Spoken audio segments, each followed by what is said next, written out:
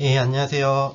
충북대학교 컴퓨터공학과 김봉재 교수입니다. 오늘은 비주얼 스튜디오 코드와 GitHub 코파일럿이라는 걸 사용을 해가지고 코드를 자동 생성하는 그 예에 대해서 알아보도록 하겠습니다.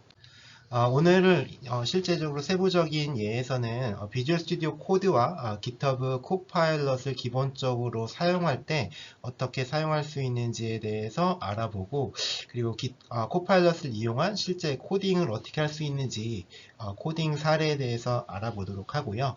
그러면은 코파일럿이 모든 것들을 다 처리할 수 있는지 실제로는 그렇진 않습니다. 그래서 그런 예에 대해서도 한번 알아보도록 하고, 이걸 통해서 얻을 수 있는 결론과 시사점에 대해서 알아보도록 하겠습니다. 먼저 비주얼 스튜디오 코드와 그리고 코파일럿을 기본적으로 사용을 할 때 어떻게 하면 되는지 알아보도록 하겠습니다. 여러분들이 비주얼 스튜디오 코드랑 코파일럿을 이미 알고 있는 친구들도 있을 테지만 이제 그렇지 못한 친구들도 있기 때문에 관련해서 이제 설명을 해주도록 하겠습니다.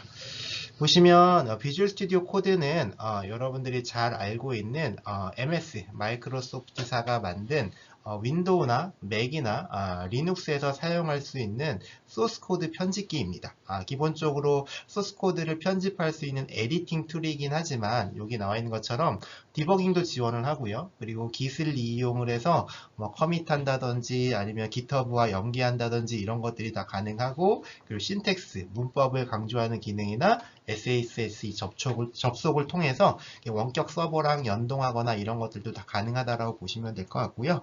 그리고 지원하는 프로그래밍 언어는 뭐 타입스크립트와 비롯한 여러 가지 다양한 언어 등등을 다수 지원하고 있는 좋은 에디팅 도구라고 생각을 할 수가 있고, 자신이 원하는 언어를 설정해서 사용할 수가 있기 때문에 확장성이 매우 뛰어나다라고 보시면 될 것 같습니다. 이제 GitHub 코파일럿에 대해서 말씀을 드리려고 하는데요. GitHub 코파일럿은 오픈AI의 코덱스를 이용을 해서 개발자에게 실시간으로 어떤 코드를 제안하는 프로그램이라고 보시면 될 것 같고요. GitHub 코파일럿은 이 해당하는 링크에 들어가면 이렇게 코파일럿과 관련된 기능들을 설명해주는 페이지를 볼 수가 있습니다. 그래서 어쨌든 GitHub가 가지고 있는 보유한 수억 라인의 공개된 코드로 이 인공지능을 훈련시켜서 퀄리티가 좋은 코드들을 오토매틱하게 생성해 준다라고 보시면 될 것 같아요. 그래서 우선 GitHub 코파일럿은 유료로 사용하는 것이 기본입니다. 그렇지만 학생 같은 경우에는 인증을 받게 되면 무료로 사용할 수 있으니까, 학생 입장에서는 무료로 사용할 수 있으니 안 써보면 손해가 되겠죠. 그래서 어쨌든 기관 사용자, 이제 GitHub의 오거나이제이션, 그 기관 형태로 되어 있는 공용의 레포지토리를 사용하는 경우에는 비즈니스 버전과 엔터프라이즈 버전이 있는데, 그때는 각각의 월당 19달러랑 월당 39달러 정도를 내야 되고요. 순수하게 개인 레포지토리와 연계해가지고 사용을 하겠다라고 얘기를 하게 되면 이제 코파일럿 인디비주얼 버전으로 이용을 해서 매달 10달러 정도를 쓸 수가 있고요. 뭐 연간 회원권 형태로 구독을 하게 된다면 100달러 정도로 사용할 수 있습니다. 하지만 다시 한번 말씀드리지만 학생 같은 경우에는 학교 계정으로 인증을 하고 학생으로 사용을 하게 되면 무료로 사용할 수 있다라는 장점을 가지고 있다라고 보시면 될 것 같습니다. 지금 제 설명할 내용은 어쨌든 VSC, 비주얼 스튜디오 코드랑 GitHub 코파일럿을 연동을 해서 어떻게 내가 원하는 코드를 자동으로 생성을 할 수 있느냐에 대한 내용에 대해서 설명을 할 거여서, 이제부터는 GitHub의 코파일럿을 설치하는 내용에 대해서 설명을 하도록 하겠습니다. 우선은 GitHub 코파일럿을 설치할 때는 선행 조건이 있습니다. 두 가지 조건을 만족을 시켜야 되는데요. 첫 번째는 GitHub 코파일럿을 구독하고 있어야 됩니다. 앞에서 설명했었던 것처럼 개인 사용자로 등록을 하던, 아니면 비즈니스 사용자로 등록을 하던, 아니면 학생을 통해서 무료로 사용을 하던, 어쨌든 GitHub 코파일럿을 구독하고 있어야 되고요. 해당하는 관련된 정보는 이 링크에 들어가면 확인할 수 있으니까 참고를 해주시면 되고, 두 번째는 앞서 설명했었던 VSC, 비주얼 스튜디오 코드가 사전에 설치가 다 되어 있어야 됩니다. 그래서 얘는 기본적으로 무료로 사용을 할 수가 있습니다. 무료로 사용할 수가 있기 때문에 이 비주얼 스튜디오 코드 다운로드 링크에 들어가서 비주얼 스튜디오 코드 설치 파일을 다운로드 받고 미리 설치를 해 놓으시면 됩니다. 그래서 GitHub 코파일럿을 설치하기 이전에 이 두 가지의 선행 조건이 되어 있다라고 얘기를 한다면 되고요. 그러면은 죄송합니다. 비주얼 스튜디오 코드에 이제 GitHub 코파일럿 익스텐션을 설치를 하는 걸 말씀을 드리도록 할게요. 그래서 우선 이 화면은 비주얼 스튜디오 코드를 처음 실행한 화면이라고 보시면 될 것 같고요. 왼쪽에 있는 이 아이콘이 있는데 이 아이콘은 익스텐션입니다. 그래서 비주얼 스튜디오 코드는 기본적으로 에디팅 도구인데 여러 가지 익스텐션을 설치하는 것에 따라서 추가적인 부가 기능들을 사용할 수 있다고 보시면 될 것 같고요. 여기에서 GitHub Copilot이라는 걸 검색을 하게 된다면 이제 비주얼 스튜디오 코드와 연동해서 돌아갈 GitHub Copilot 익스텐션을 설치할 수가 있고요. 최종적으로 여기 나와 있는 인스톨을 눌러서 설치를 할 수 있다라고 보시면 됩니다.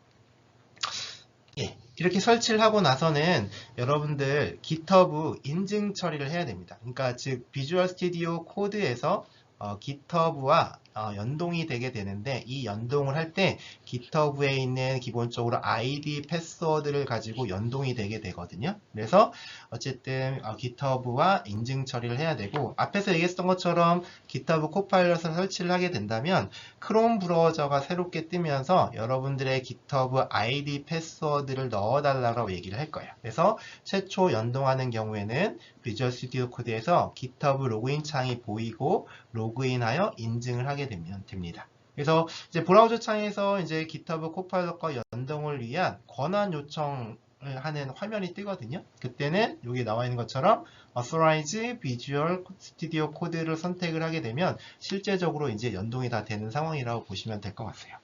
그리고 GitHub 코파일럿을 조금 더 쉽게 사용하기 위해서 GitHub 코파일럿 챗이라는 것도 추가적으로 설치를 해줘야 됩니다. 그래서 GitHub 코파일럿 챗도 앞에서 설명했었던 GitHub 코파일럿과 설치하는 방식이 거의 유사한데요.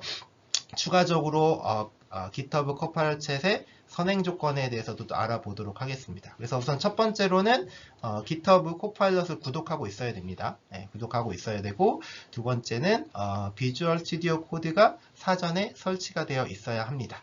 그리고 마지막 세 번째는 GitHub 아이디로 비주얼 스튜디오 코드가 미리 로그인이 되어 있고 연동되고 있어야 됩니다. 그러니까 제가 조금 전에 설명드렸었던 내용을 미리 잘 따라오고 했다라고 얘기를 하게 된다면 이 선행 조건 세 가지는 이미 다 클리어가 되어 있는 상황이라고 보시면 될 것 같고요.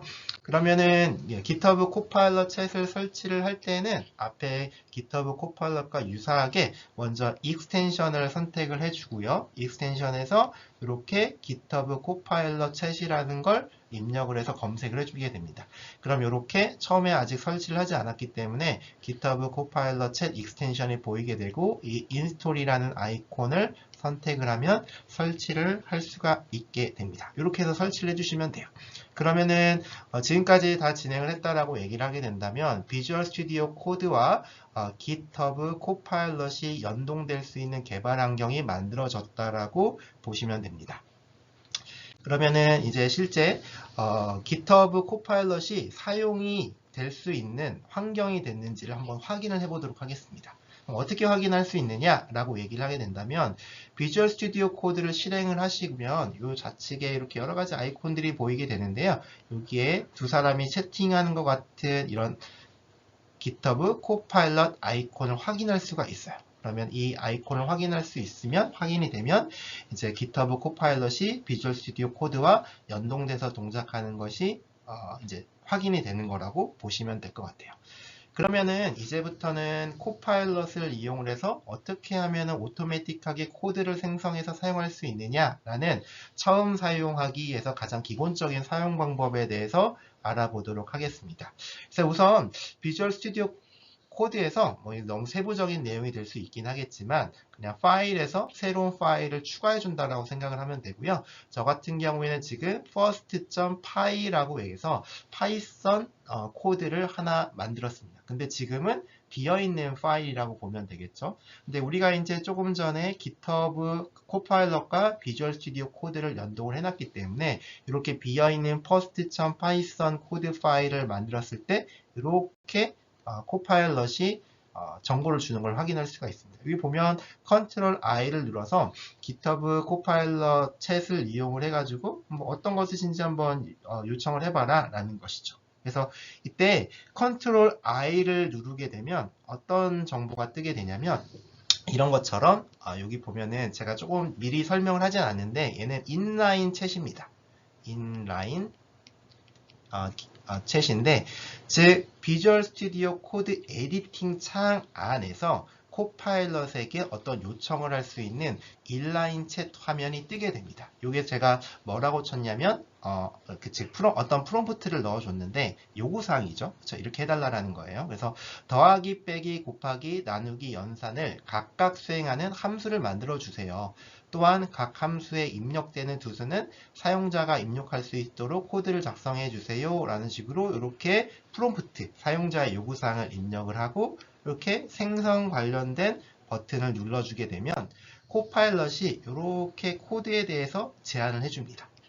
만약에 이 코드에 대해서 내가 이 코드를 내 소스 코드 영역에 반영을 하겠다라고 하면 이 accept 버튼을 선택해 주시면 됩니다.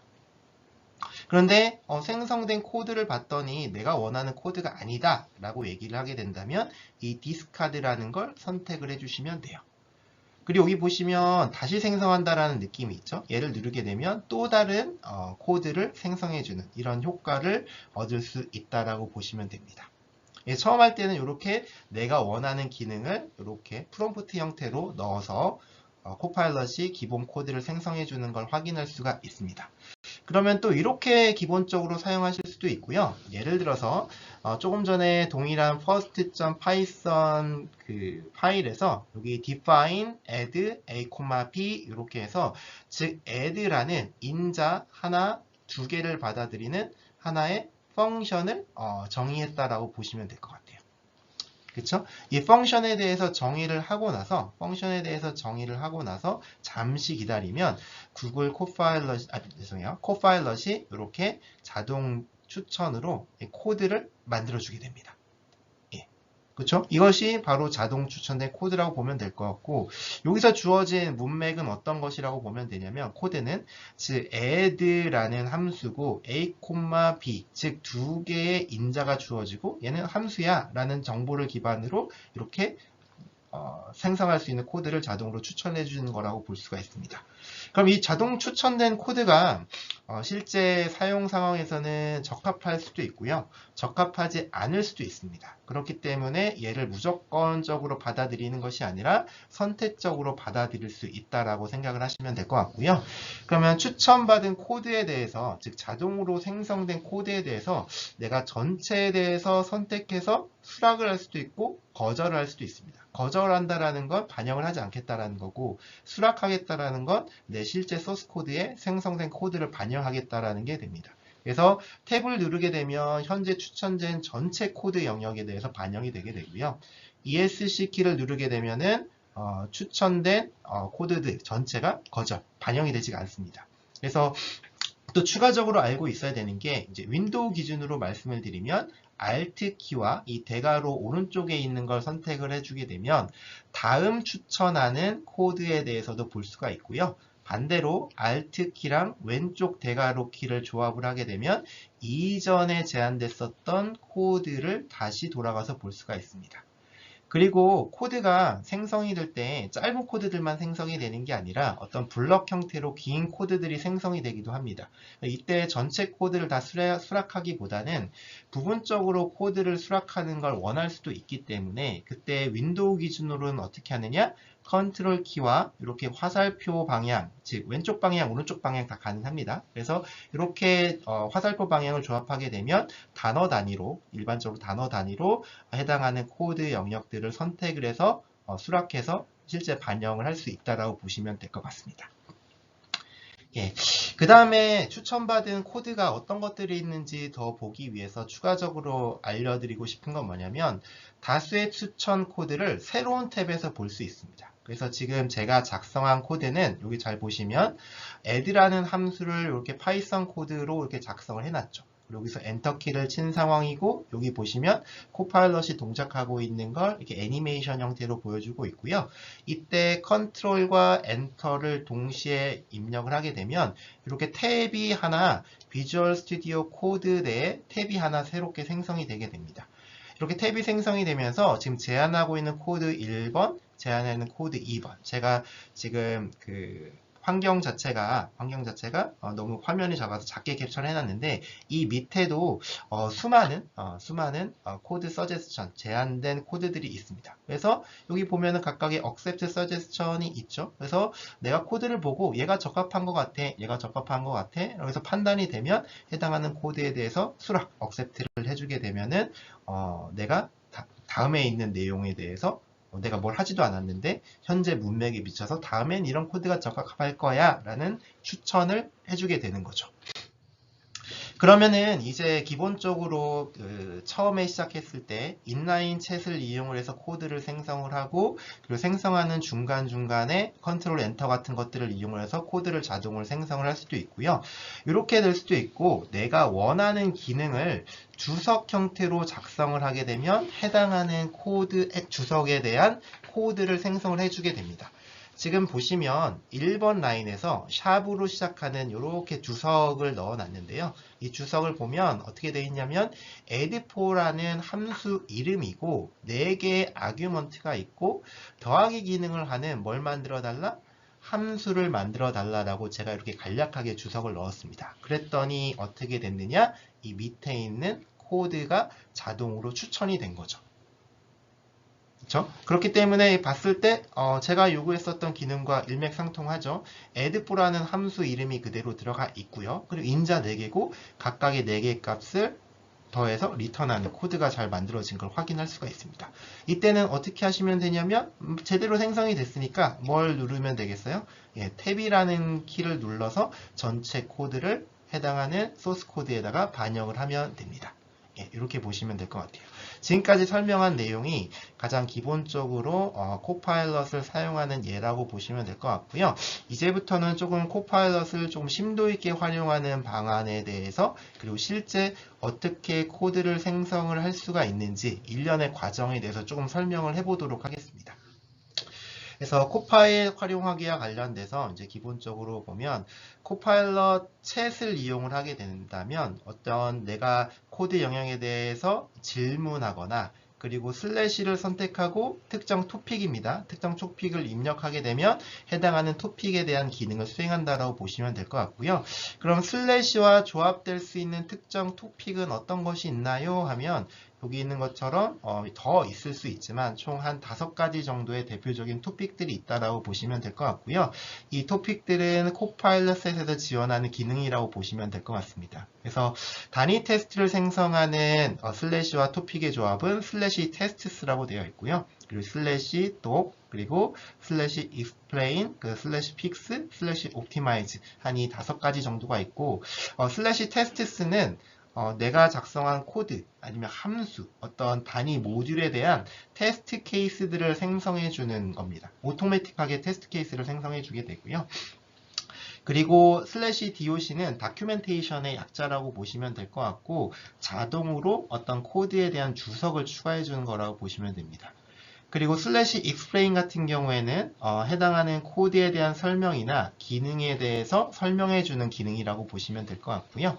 그리고 슬래시 fix 같은 경우에는 코드에 대해서 수정을 제한하는 이런 기능들이라고 보시면 될 것 같아요. 마지막에 슬래시 optimize는 코드에 대해서 최적화하는 부분인데 각각에 대해서 뒤에 세부적인 사례가 있기 때문에 뒤에서 설명을 드리도록 하겠습니다. 그러면은 앞에서 설명해 드렸던 인라인 챗에서 다시 한번 리마인드 시켜드리고 넘어갈게요. 그래서 이제 뒤에서 설명드릴 내용은 그 전통적인 코파일럿 챗을 이용을 해가지고 어떻게 코드를 개선하고 생성할 수 있는지에 대해 설명을 드릴 텐데 실제적으로는 설명할 때는 그냥 코파일럿 챗을 이용해서 설명하는 게 편하기 때문에 그렇게 설명을 해드렸고 실제 코드를 개발을 할 때에는 인라인 챗을 이용해서 하시는 게 마우스 커서 이동하는 이런 시간도 줄일 수 있기 때문에 조금 더 효과적일 겁니다. 그래서 인라인 챗이라는 건 앞에서 설명드렸던 것처럼 이렇게 그 코파일럿이 동작하면 이렇게 별이 반짝반짝이는 부분이 보이는데 얘를 클릭을 하게 되면 이렇게 인라인 채팅창이 뜨게 됩니다. 여기에 앞에서 설명했었던 토픽과 같은 명령, 슬래시, doc 이런 식으로 명령을 직접 주셔도 되고 아니면 프롬프트, 내가 원하는 기능을 자연어 형태로 기술해 주셔도 됩니다. 그래서 어쨌든 인라인 코파일럿 챗이라는 건 편집기 창에서 이렇게 코드와 이렇게 답변을 함께 볼 수 있는 기능이고 앞서 말씀드렸던 것처럼 코파일럿 채팅창으로 이동할 필요가 없다라는 장점을 가지게 됩니다. 그러면은 첫 번째 단위 테스트를 생성하는 사례에 대해서 한번 보도록 할게요.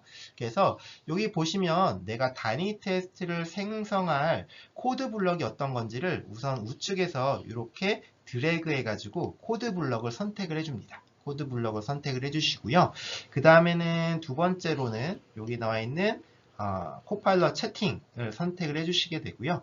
그럼 이렇게 코파일럿 채팅창이 뜨면서 이제 코파일럿에게 명령할 수 있는 채팅 창이 뜨게 됩니다. 여기에 보면 뭐라고 적혀 있냐면 골뱅이 워크스페이스 띄우고 슬래시 테스트스라고 되어 있는데 이 앞에 있는 골뱅이 워크스페이스의 의미는 뭐냐면 내가 지금 작업하고 있는 비주얼 스튜디오 코드의 이 에디팅 창에 대한 영역에 대한 질문이다 라는 의미가 되는 거예요. 그리고 슬래시 테스트스는 앞에서 제가 설명을 드렸죠. 뭐냐면 이 해당하는 코드에 대한 테스트 기능을 테스트 케이스에 대해서 만들어 달라는 거죠. 그래서 여러분들이 파이썬 코드에 대해서 익숙치 않을 수도 있을 텐데 이렇게 넣어줬더니 add for 펑션에 대한 파이썬의 빌트인 모듈인 유닛 테스트를 이용을 해서 테스트 케이스를 오토매틱하게 생성을 해준 거죠. 그래서 보시면 유닛 테스트에 대해서 임포트를 하게 되고 그리고 first.python 파일에 있는 add for라는 뭘 임포트한 거죠? 즉 펑션을 임포트를 해온 거죠. 그쵸? 여기 보면은 새롭게 클래스를 하나 만들어 주게 되는데 얘는 뭐냐? 클래스 안에 여러 개의 함수들인데 얘가 테스트하는 건 뭐냐? add4라는 함수가 호출이 됐을 때 1, 2, 3, 4가 들어갔을 때 10이라는 값이 출력이 돼야 돼 라는 하나의 테스트 케이스를 만들어 준 거고 또 다른 테스트 케이스도 밑에 있습니다. 또 다른 테스트 케이스는 add4 같은 경우에는 마이너스 1, 마이너스 2, 마이너스 3, 마이너스 4가 들어가면 마이너스 10이 출력이 돼야 된다라는 테스트 케이스, 테스트 시나리오가 오토매틱하게 생성이 된 거죠. 지금 공간이 없어서 제가 다 표시는 하지 못했지만 총 몇 개의 테스트 케이스가 생성이 됐었냐면 4개의 테스트 케이스가 생성이 됐다라고 보시면 됩니다. 그럼 이 생성된 코드를 이제 여러분들이 직접 다 보기는 해야 되겠죠. 얘가 제대로 동작하는 코드인지 아닌지에 대해서는 이제 확인을 해봐야 되겠지만 제가 강의를 준비하는 이 내용에서는 전체적으로 아무런 문제가 없었습니다.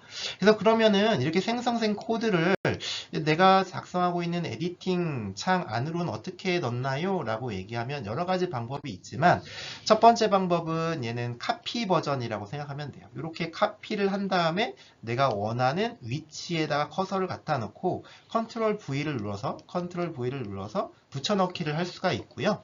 그 다음엔 어떤 게 있냐면 이 생성된 코드를 끼워 넣는 부분이라고 보시면 될 것 같아요. 그래서 저 같은 경우에 지금 생성된 코드를 끼워 넣는 걸 눌러서 뒤에 지금 여기 보시면 생성된 4개의 테스트 시나리오에 대해서 이렇게 테스트 코드가 들어간 걸 볼 수가 있죠.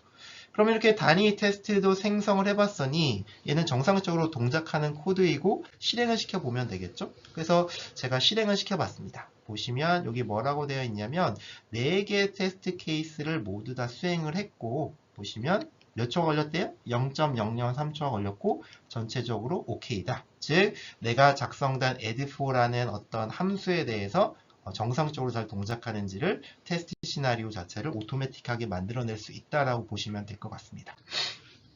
그 다음은 자동 주석 생성, 주석에 대해서 커멘트에 대해서 자동으로 생성하는 기능에 대해서 말씀을 드리도록 할게요. 그래서 거의 비슷합니다. 그래서 내가 자동으로 코드 생성, 즉 주석을 생성하기 위한 코드 영역을 먼저 드래그로 선택을 해주시면 되고요. 그리고 이렇게 코파일럿 채팅으로 들어가셔서 앞에 기억나시죠? 슬래시하고 doc라는 토픽을 주게 되면은 주석으로 자동을 생성해 준다라고 얘기를 했죠. 이렇게 코파일럿이 동작을 하면서 오토매틱하게 주석을 생성을 해줍니다. 여기 보시면 이 함수 안에 이렇게 커멘트 사이에 파라미터가 뭐고 리턴 값은 뭔지를 오토매틱하게 잘 생성을 해줍니다. 여러분들께서 읽어보시면 알겠지만 함수의 목적과 파라미터와 리턴 값이 어떤 것인지를 일목요연하게 정말 잘 설명하고 있죠. 그렇죠? 그렇기 때문에 이런 문맥 정보들을 잘 이해하고 주석을 자동으로 이렇게 생성해 줄 수 있는 기능까지도 잘 지원을 하고 있다고 보시면 됩니다. 그리고 이제 코드 설명 기능인데 여러분들이 요즘은 코드를 바닥부터 개발하는 경우들은 많이 없을 겁니다. 그리고 즉 공개되어 있는 오픈소스 소프트웨어 코드들을 많이 이용을 할 텐데 남이 작성한 타인이 작성한 코드를 분석하는 일은 솔직히 쉬운 일은 아닙니다.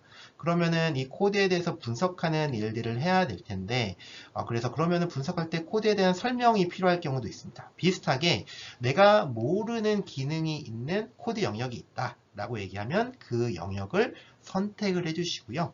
그리고 동일하게 코파일럿 채팅으로 가셔서 앞에서 설명드렸죠. 골뱅이 워크스페이스는 즉 비주얼 스튜디오 코드에서 지금 해당하는 코드 영역이라고 얘기를 했고요. 슬래시 explain이라는 걸 하게 되면은 여기 나와 있는 것처럼 지금 add라는 for 함수가 어떤 기능을 하는 건지를 이렇게 자세하게 풀어서 설명을 해주고 있습니다.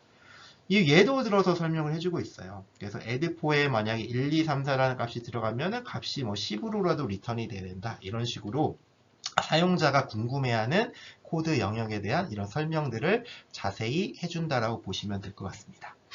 그리고 이제 그 다음에 이제 설명드리고 싶은 내용은 코드 최적화 부분이라고 보시면 될 것 같아요. 즉 여기 보시면 슬래시 옵티마이즈라는 토큰을 이용을 해가지고 토픽을 이용을 해서 할 수 있다라고 보시면 될 것 같고요. 즉 내가 코드 최적화를 하고 싶은 코드 영역을 똑같이 선택을 하시고 이렇게 슬래시 옵티마이즈라는 걸 이용을 해서 할 수가 있고요. 이 슬래시 옵티마이즈 이렇게 하지 않으셔도 돼요. 그러니까 자연어 형태로 여러분들이 코드를 최적화해 주세요 라는 형태로 프롬프트 형태로 자연어 형태로 입력을 하셔도 됩니다. 예. 그래서 이렇게 처리를 하게 되면은 여기 나와 있는 것처럼 이 코파일럿에서 어떤 걸 제안해주고 있냐면 여기 보면 already quite optimized라고 해서 지금도 잘 동작을 한다라고 되어 있고요. 그렇지만 however 하면서 코파일럿이 제안을 하나 해주고 있죠. 뭐냐? 아규먼트의 넘버가 너무 커지게 되면 이게 제대로 동작하지 않을 수 있다. 그래서 이걸 처리를 해주겠다라고 얘기를 해서 여기 보면은 add라는 함수에 인자를 뭘로 처리했죠? 별표 arg에서 리스트 형태로 가변 형태의 길이를 받을 수 있도록 처리를 해줬죠. 그쵸? 리턴할 때 sum 같은 경우에는 가변 값으로 들어온 그 리스트에 있는 모든 값을 더해서 리턴하는 형태로 코드가 개선이 됐다라고 보시면 될 것 같고 이렇게 해줬더니 이번에는 코드가 생성이 될 때 어떤 것도 있냐면 자동으로 이렇게 주석 코드까지도 생성을 해준 거죠. 이런 것들을 오토매틱하게 생성하고 바로 적용을 할 수 있다라고 보시면 될 것 같아요. 그래서 여기까지 이제 기본적으로 진짜 코파일럿을 이용을 해서 코드를 어떻게 베이직하게 생성을 하고 내가 궁금한 것들을 물어보고 최적화하고 싶은 것들은 어떻게 최적화할 수 있는지 이런 것들에 대해 설명을 해드렸고요. 그럼 조금 더 자세하게 좀 사례를 들어서 코파일럿을 이용을 해서 어떻게 하면은 코드를 생성해 나가고 활용할 수 있는지에 대해서 살펴보도록 하겠습니다. 그럼 이제 지금부터는 제가 조금 전에 설명드렸던 것처럼 코파일럿을 이용한 코딩 사례에 대해서 설명을 드리도록 하고요. 쉬운 예에서부터 조금 어려운 예까지 제가 설명을 드리도록 하겠습니다. 가장 첫 번째 들고자 하는 예는 뭐냐면 웹페이지에 있는 내용, 웹페이지에 있는 것들을 파싱을 하는 예입니다. 요즘은 뭐 빅데이터, 데이터 수집 이런 것들이 워낙 중요하기 때문에 특정 웹페이지에 있는 정보를 가져오는 크롤링과 같은 작업들을 많이 하게 되거든요. 그럼 이런 크롤링과 관련된 걸 하는 것들도 어떻게 보면 홈페이지마다 특화된 형태로 정보들을 파싱을 해야 되기 때문에 방법론적으로는 간단하지만 그 특정 페이지마다 고유한 이 구조에 맞춰서 파싱을 해줘야 되기 때문에 상당히 시간이 소요가 되는 작업이라고 보실 수가 있어요. 그래서 이런 것들을 하는 예를 한번 보도록 하겠습니다. 그래서 가장 베이직한 코드를 코파일럿을 이용을 해서 생성을 해볼 텐데요. 첫 번째 여기 보시는 것처럼 제가 뭐라고 넣었냐면 특정 URL에 있는 HTML 문서를 파싱하고 출력하는 코드를 작성해 주세요 라고 얘기를 했죠. 그렇죠? 이런 프롬프트는 어떻게 보면 완결성이 조금 떨어진다고 볼 수가 있는데, 왜냐하면 특정 URL이라고 해서 좀 일반화를 했죠. 만약에 내가 원하는 특정 URL이 있다라고 얘기한다면 특정 URL보다는 직접 URL 정보를 명시한 것이 더 정확한 코드가 생성이 되게 됩니다. 어쨌든 지금 이 특정 URL에 있는 HTML 문서를 파싱하고 출력하는 코드를 작성해달라고 얘기를 하니까 오토매틱하게 파이썬의 리퀘스트와 뷰티풀 소비라는 라이브러리를 이용을 해서 파싱할 수 있는 코드를 생성해줬습니다. 제가 이렇게 간략하게 봤는데 정확하게 지금 이 URL에 대한 정보가 임의의 값으로 들어가 있긴 하지만 뷰티풀 소비라는 걸 이용을 해서 HTML 파서를 이용을 해서 잘 HTML 정보를 가지고 오고 출력해주는 부분까지 기본 코드가 잘 완성이 된 걸 확인할 수가 있었어요. 근데 얘를 그대로 사용할 수는 없겠죠. 왜냐하면 내가 분석하고자 하는 URL 정보는 다를 테니까. 그래서 이 코드를 붙여넣기를 하되 제가 어떻게 했냐면 충북대학교에 있는 메인 페이지에 있는 이 JSP 파일에 대해서 이 파싱하는 코드로 조금 수정을 했고요. 얘를 수행을 시켜봤더니 어떻게 됐냐? 밑에 있는 것처럼 실제 우리 학교 홈페이지에 대한 HTML 페이지들이 이렇게 출력된 걸 확인할 수가 있습니다. 그러면은 이렇게 단순히 HTML만 가지고 있으면 뭐 이걸 가지고 뭐 또 추가적으로 원하는 정보들을 파싱해 와야 되겠죠. 그럼 어떤 정보들을 추가적으로 파싱을 할 수가 있을 거냐? 특정 홈페이지에 있는 이미지들을 다 저장할 수도 있을 거고요. 그리고 특정 홈페이지에 있는 링크 정보들을 다 가져올 수도 있겠죠. 그래서 저는 그 다음에 어떤 걸 해보고 싶었냐면 추가적으로 원하는 기능을 주석으로 작성을 해서 한번 코파일럿이 추가적으로 코드를 생성하게 해보고 싶었습니다. 그래서 모든 링크 정보를 찾는 걸 원한다 라고 얘기를 해서 여기 보시면 샵이라는 걸 이용을 해서 주석문을 넣어줬습니다. 즉 find all the links in the page라고 얘기를 해서 지금 파싱한 페이지에 있는 모든 링크 정보들을 찾아달라라는 주석문을 넣었죠. 그랬더니 코파일럿이 이렇게 회색으로 오토매틱하게 추천된 코드를 보여줬고요. 제가 봤더니 이 코드가 잘 동작할 수 있고 맞는 코드입니다. 그렇기 때문에 앞에서 설명드렸었던 탭이라는 이 키를 이용을 해서 코드를 accept를 해주시면 됩니다.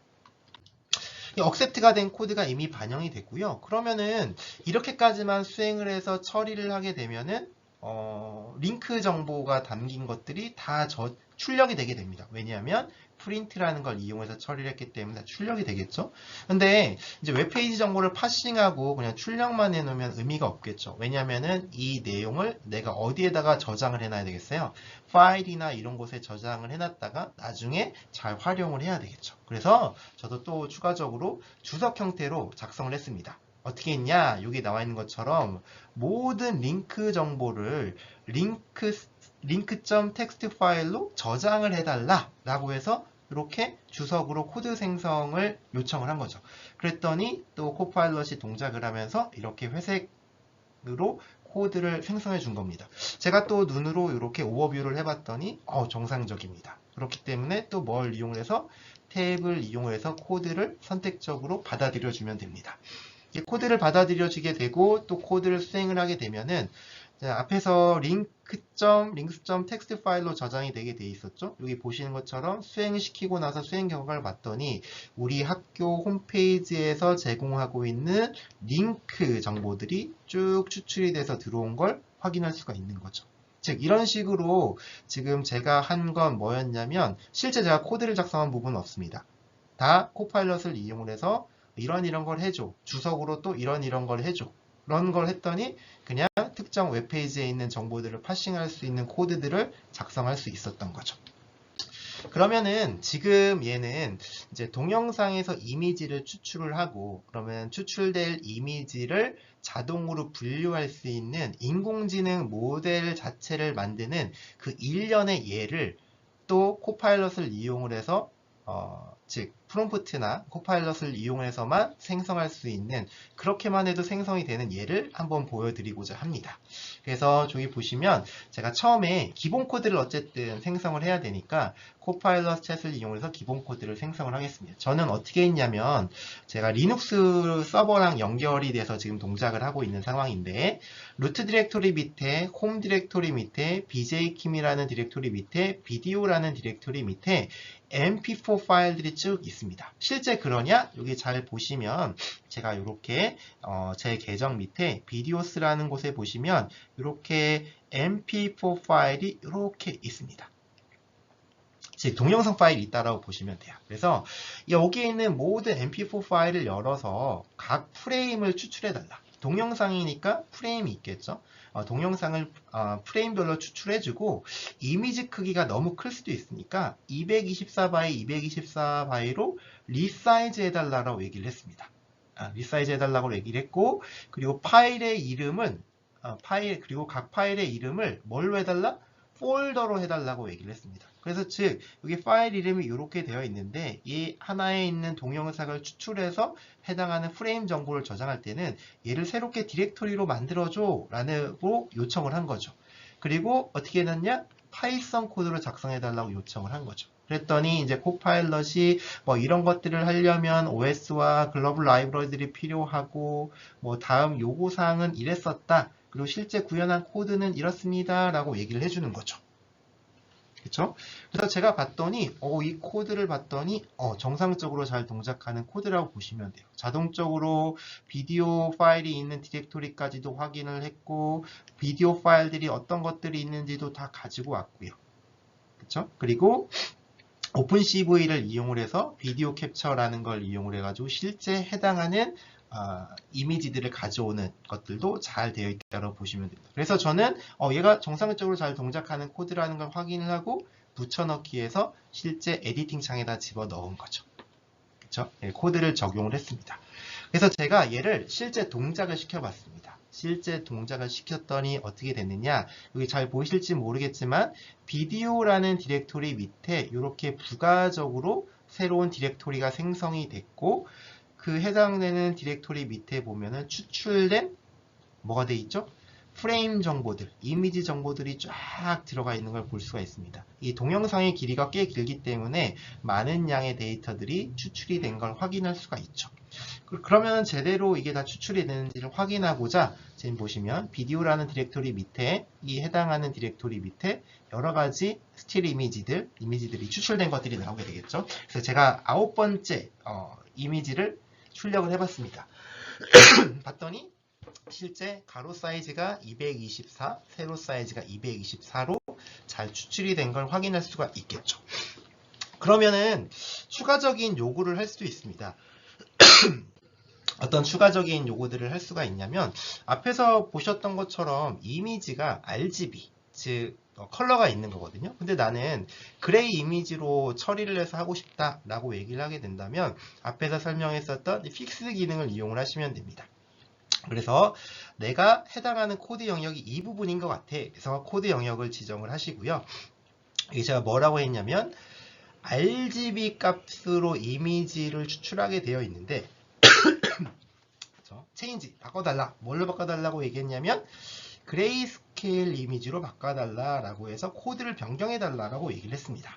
그랬더니 이 코파일럿이 이런 걸 쓰게 되면은 할 수 있어 라고 얘기를 하면 되고 그리고 여기에 수정된 코드가 있다라고 얘기를 한 거죠. 그럼 이 코드를 보면은 이렇게 즉 RGB, BGR인데 이제 얘는 컬러를 코디네이션하는 순서라고 보시면 될 것 같고 어쨌든 RGB 레드, 그린, 블루 정보를 그레이 값으로 바꿔주는 형태로 코드를 변환해 준 거죠. 그러면은 얘를 복사해서 적용을 하시면 됩니다. 이렇게 이 해당하는 코드 영역을 복사해서 적용을 해주시면 되고요. 그러면 이제 어떻게 될까요? 이 코드를 만약에 다시 수행하게 된다면 이제 추출된 이미지가 뭘로 바뀌겠습니까? 그레이 값으로 바뀌어지게 되겠죠. 그쵸? 그래서 지금 보면은 새롭게 다 추출된 거고 확인을 해봤더니 뭘로 바뀌어 있습니까? 그레이 값으로 바뀌어 있는 걸 확인할 수 있다라고 보시면 될 것 같아요. 그럼 제가 이렇게 설명드린 얘는 뭐라고 생각하시면 되냐면 그 동영상 정보를 이용을 해서 그냥 인공지능 모델에 사용하기 위한 어떤 데이터를 전처리했다라고 보시면 될 것 같아요. 그렇죠? 그러니까 이게 뭐 사람 이미지이지만 여러 사람들, 뭐 A라는 사람, B라는 사람, C라는 사람 이렇게 사람이 다를 수도 있고 아니면 개, 고양이 이런 것처럼 서로 다른 분류 목표가 되는 이런 클래스들이라고 볼 수가 있겠죠. 이런 식으로 나눠진다라고 보시면 될 것 같고요. 이런 어떤 인공지능 모델, 분류 모델을 만들기 위한 하나의 전처리 과정을 오토매틱한 코드 생성 방식으로도 처리할 수 있다라는 예라고 보시면 될 것 같습니다. 그러면은 이제 실제 인공지능 모델을 한번 생성을 해 보도록 하겠습니다. 앞의 예에서는 어떤 데이터, 그 학습과 뭐 밸리데이션, 뭐 이를 위한 학습, 그러니까 데이터들을 만들었다고 보시면 될 것 같고 지금 같은 경우에는 5개의 클래스, 그 구분, 클래시피케이션 해야 되는 게 5개의 클래스라고 보시면 될 것 같고 파이토치 기반으로 생성을 해보자 라는 거라고 보시면 될 것 같아요. 그래서 여기 보시면 여러분들이 프롬프트 요구사항을 줄 때는 최대한 명확하고 자세하게 주는 것이 좋습니다. 그럼 제가 어떤 식으로 넣는지를 한번 상세하게 한번 보도록 하겠습니다. 여기 보시면 홈 디렉토리 밑에 bjkim 비디오에 존재하는 모든 파일을 어떻게 해달라? 입력 데이터로 사용을 해달라 라고 얘기를 했습니다. 그리고 파이토치를 이용을 해서 5개의 항목으로, 즉 5개의 클래스로 분류하는 여러분들이 익숙하시진 않을 수도 있겠지만 트랜스포머 모델 기반으로 학습하고 인식할 수 있는 코드를 작성해 달라고 얘기를 했습니다. 나는 파이토치라는 프레임워크가 싫다. 나는 텐서플로우가 좋다. 그러면 텐서플로우로 하셔도 되겠죠. 저는 파이토치를 더 많이 사용을 하고 있어서 파이토치로 생성해 달라고 얘기를 했고요. 그리고 인공지능 모델은 학습과 그리고 테스트를 해야 되기 때문에 학습용 데이터는 bjkim 밑에 비디오 밑에 트레인이라는 디렉토리 밑에 존재한다라고 표현을 해줬고요. 그리고 테스트용 데이터는 이 테스트라는 디렉토리에 존재한다라고 정보를 줬습니다. 그렇기 때문에 실제로 데이터셋을 준비할 때도 저기에다가 넣어주긴 해야 됩니다. 그리고 입력 데이터를 그대로 사용하는 것이 아니라 입력 데이터를 전처리를 하는 것들이 필요합니다. 이때는 RGB 값으로 정규화를 하고 그리고 입력 데이터의 크기는 224by 224다. 즉 트랜스포머 모델에 들어가는 이미지의 크기가 224by 224라는 걸 넣어주게 된 거죠.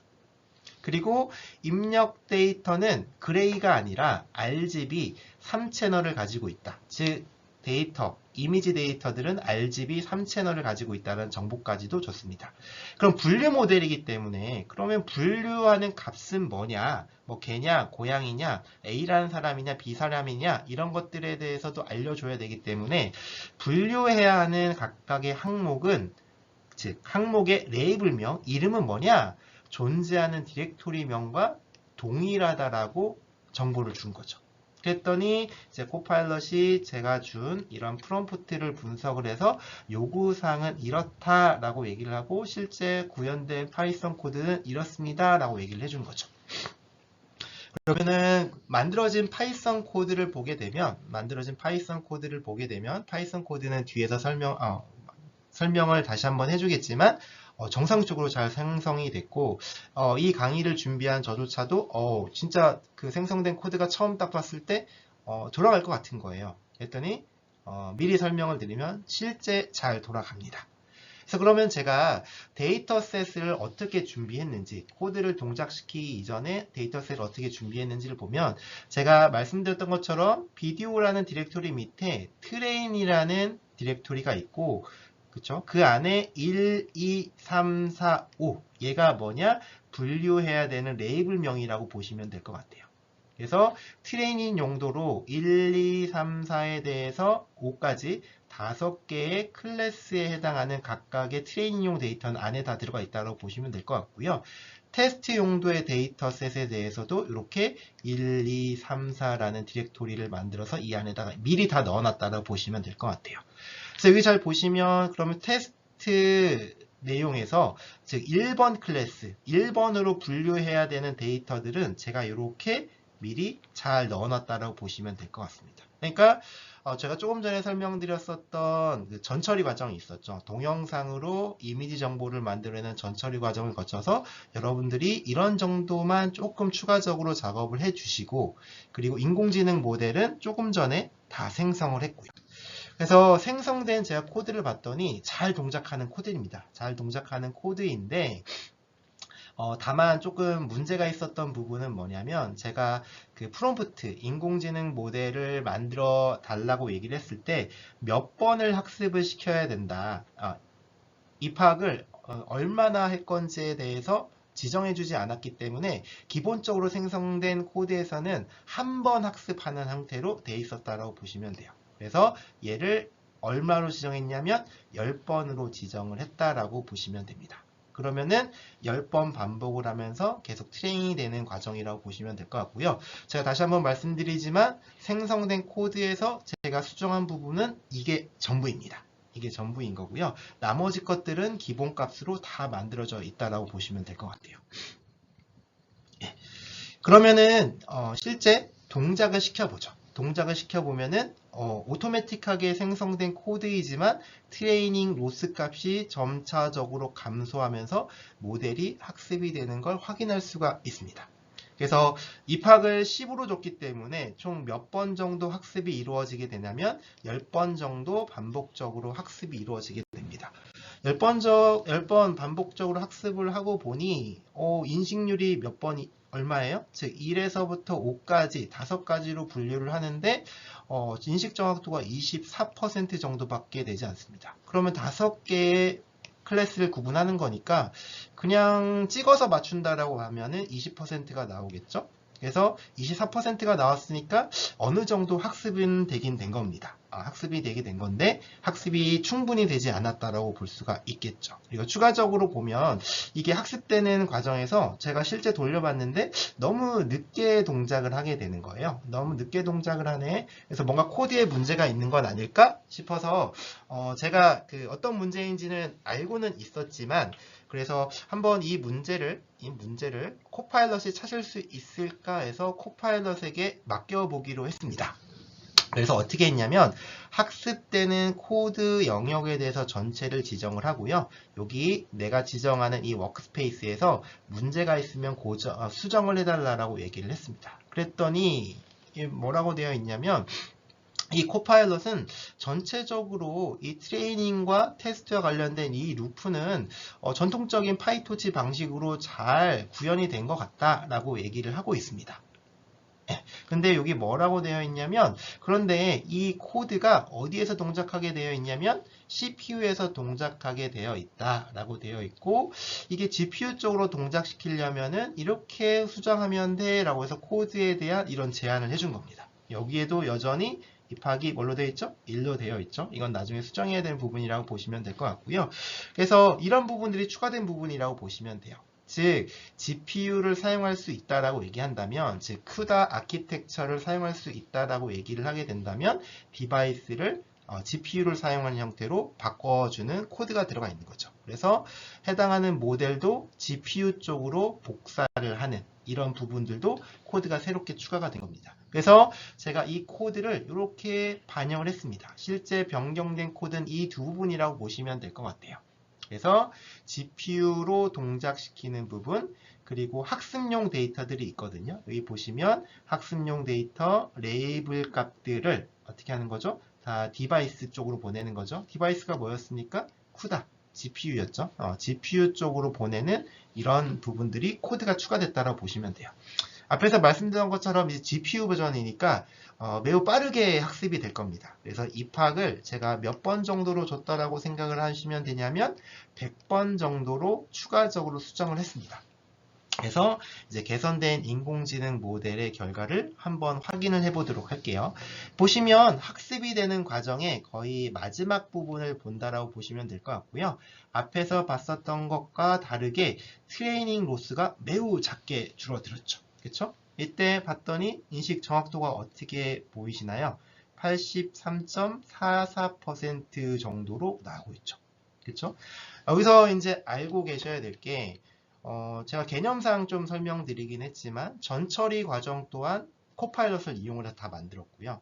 그리고 분류하는 인공지능 모델을 만들 때도 제가 일부의 코드를 작성을 하긴 했지만 대부분에 있는 코드들을 다 뭘로 만들었냐면 코파일럿으로 생성을 했다라고 보시면 됩니다. 그럼에도 불구하고 이렇게 잘 동작하는 코드들을 만들었다라고 보시면 됩니다.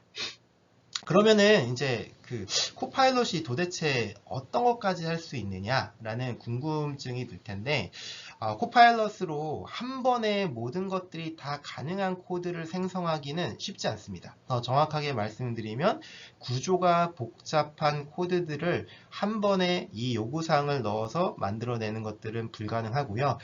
그렇게 복잡한 요구사항을 주게 되면 코파일럿이나 뭐 챗GPT도 그렇고 이런 것 참고해서 구현하시면 되고 자세한 내용은 저도 구현할 수가 없습니다라고 하면서 포기를 해버립니다.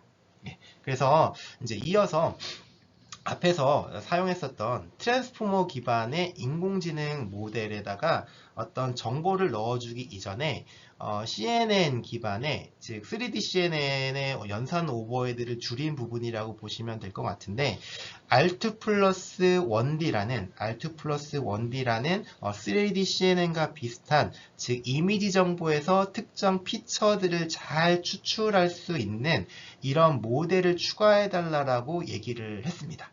그래서 그렇게 되면은 일반적으로 인식 성능이 더 좋아질 수가 있기 때문에 지금 같은 경우에는 레이어를 더 추가했다라고 보시면 될 것 같습니다.